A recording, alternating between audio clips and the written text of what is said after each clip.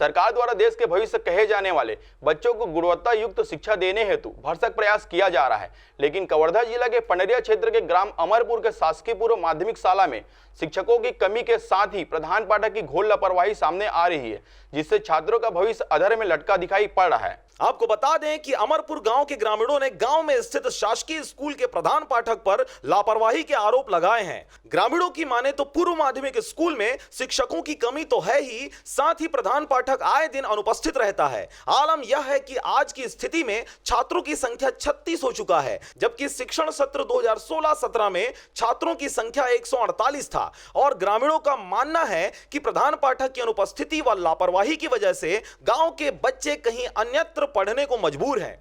10:30।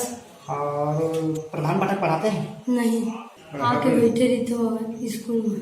अच्छा, यहाँ कितने शिक्षक हैं? 3। और शिक्षक कितने पढ़ाते हैं यहाँ पे? 1। बस 1? प्रधान पाठक नहीं पढ़ाते? नहीं। 3 टीचर। और कितने टीचर पढ़ाते हैं यहाँ पे? 1। और 2 नहीं पढ़ाते क्या?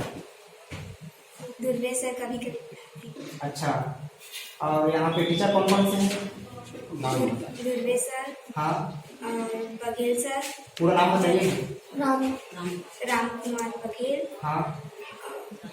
कपिल सर। हाँ। जसवाल। मोबाइल को चलते। मोबाइल चलाएंगे। और आपके स्कूल कितना टाइम खुलता है? 9:30।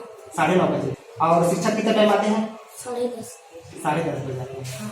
ग्रामीणों द्वारा अपनी इन सब समस्याओं को लेकर जिला शिक्षा अधिकारी से शिकायत किया गया था, जिस पर संज्ञान लेते हुए जांच हेतु सहायक विकासखंड अधिकारी अमरपुर सरकारी स्कूल पहुंचे हुए थे, जहां जांच व ग्रामीणों के बयान के आधार पर प्रधान पाठक के खिलाफ नोटिस जारी किया गया है। स्कूल का शिकायत प्राप्त हुआ था ग्रामीणों के द्वारा, उसी शिकायत के जाँच हेतु मैं सहायक विकासखंड शिक्षा अधिकारी यहाँ उपस्थित हुआ।